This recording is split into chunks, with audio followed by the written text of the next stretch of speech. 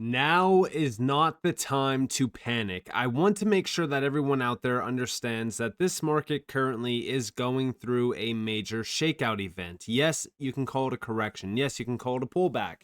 But the main thing that we are looking at on this recent move is how many people are going to get shaken out. Because again, volatility is a crazy experience for new investors or for traditional finance investors that want to dip their toes into crypto. Most people are not used to seeing, 10+% losses in a single day. Because again, with traditional finance, it's not that volatile. So when we think about crypto, these types of weeks do shake out a lot of investors. And listen, this last week has not been the best week for crypto. I'm just going to be honest with you guys. I understand that it's not easy to just hold through all the frustration. I understand that, we want to see the price go crazy, and we will get there.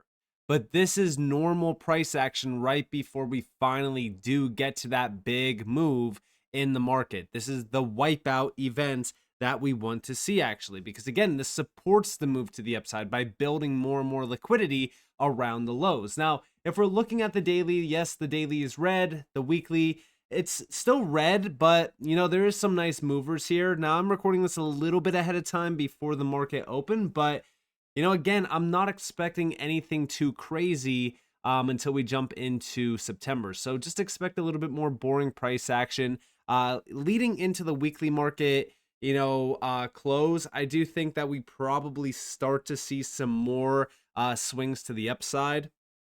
So going into Sunday, definitely, prepare for volatility. Also, remember what I said about the weekend. The weekend price action is to never be trusted. That's prime time for manipulation. But if we look at Bitcoin today, 110 point, almost 4K. Ethereum still hovering around 4,400. Not a major drop on the weekly. And then XRP is also down at about $2.92. Again, on the weekly here, negative 4.3% on Bitcoin, negative 3.3% on XRP, and plus 3.6% on Ethereum. On the month, both Bitcoin and XRP are down, negative 6.6% for Bitcoin, negative 8.5% for XRP, 16.1% for Ethereum. It's very clear that Ethereum is the one in the driver's seat right now. But that's totally fine, right? We've talked about it. We've addressed it. Phase 2. This is it. But when we go and look at the market as well, we can see how rough this has been. Listen, we tapped 4.2 trillion almost on the total crypto market cap chart on the 13th. And 13 days later, well, we're all the way back down to about 3.76 trillion, 3.8 trillion. So we did lose quite a bit of money in the market, but, this is just that typical sell-off before we climb higher. And if we look at the last year, I think that this is very important to focus on because, again, if we look at our recent move here, this is practically nothing compared to what we've gone through already. But I want to show you guys this because if we go back here to December, we hit this high of like 3.72 trillion, 3.7 trillion or so. Boom. We sold off all the way down to 2.42 trillion into April. But after that, we climbed all the way to $4.2 trillion. We almost added $2 trillion to the market cap of crypto from April to just recently. I bring this up because, again, this would not have happened if we didn't get this massive washout event. Now, do I think that this is going to last months? No. I think that this is just a shallow correction. I know that to some people it might not seem like it, but that's exactly what this is. Now, this is also, really, I would say enabled by manipulation, which we've also gone over, which we'll talk about slightly in this video as well. But check out the fear and greed index, 43. Why is this significant? Because, again, 43 is extremely low. It's not like the lowest point on this chart, but we go back to just June. We're almost hitting the low of June. It's not exactly around the April timeframe, but this level is also right around roughly October, September, and even August of 2024, right before we hit that greed level. This is extreme greed up here in November. So again, definitely focus on this. I think right now is the best time to be looking at some solid buy opportunities. maybe have some stablecoins on the sidelines. That way we could buy any sort of major wipeout that continues on from this point, because I do think that Bitcoin might tap like 106K. It's definitely possible, but we already did tap a pretty significant low, which we'll talk about. But also fear and greed for Bitcoin around 48, neutral territory, nothing too crazy there.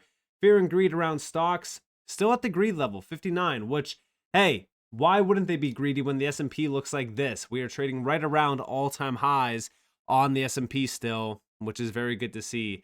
Again, you know, we'll see how the market opens today, but I still think that we probably just chop a little bit more on the S&P against the all-time highs until we do climb a little bit higher here. But, you know, overall, you know, I think that stocks do continue higher going into September. Beyond this, this is the Bitcoin price action today. So in the last 7 days, we did hit 108.7, almost 108.8K.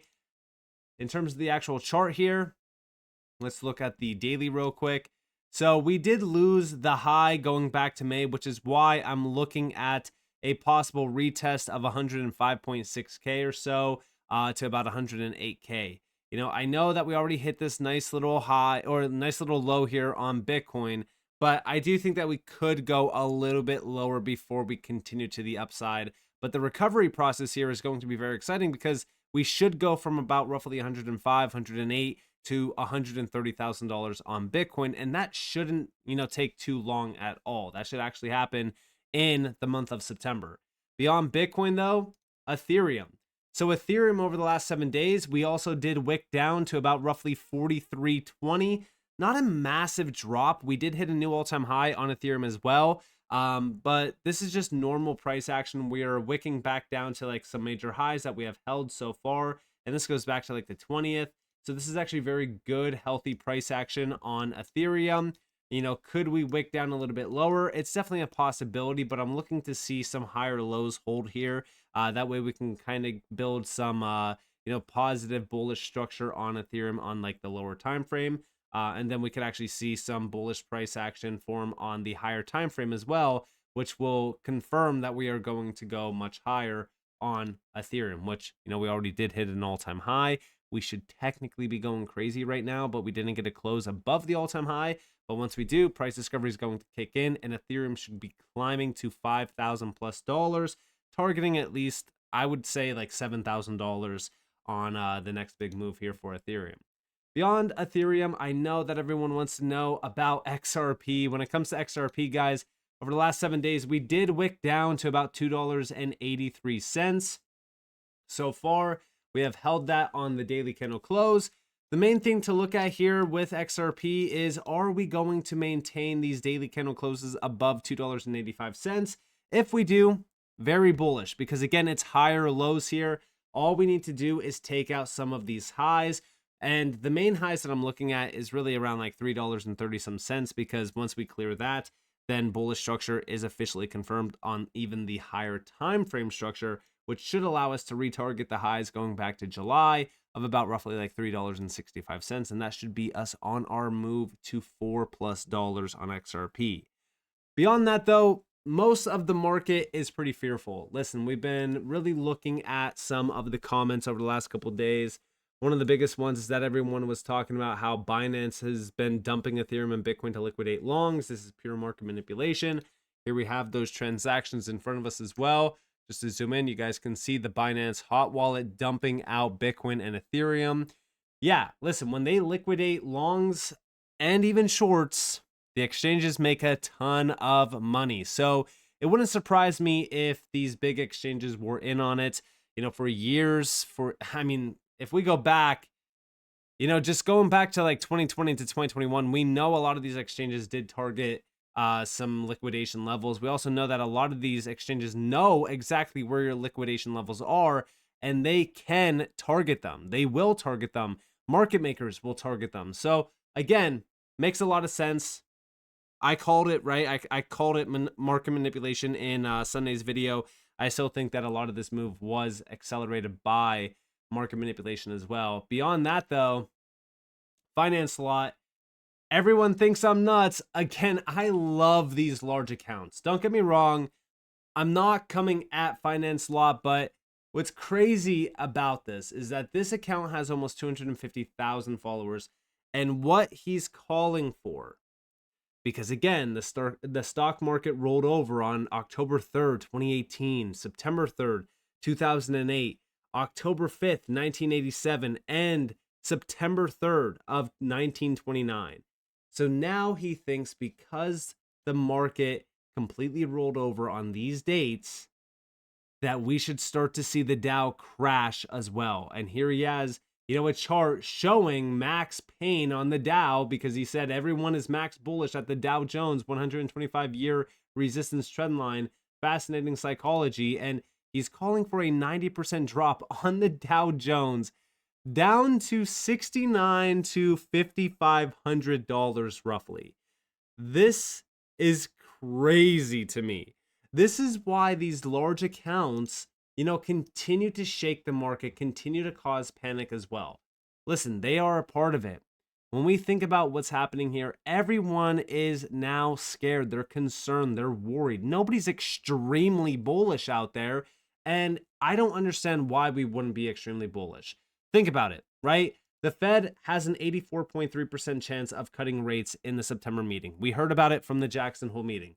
On top of this, when we think about the deals being made around trade deals in the US, recently the United States just announced a trade deal with the European Union imposing 15% tariffs and $750 billion investment deal.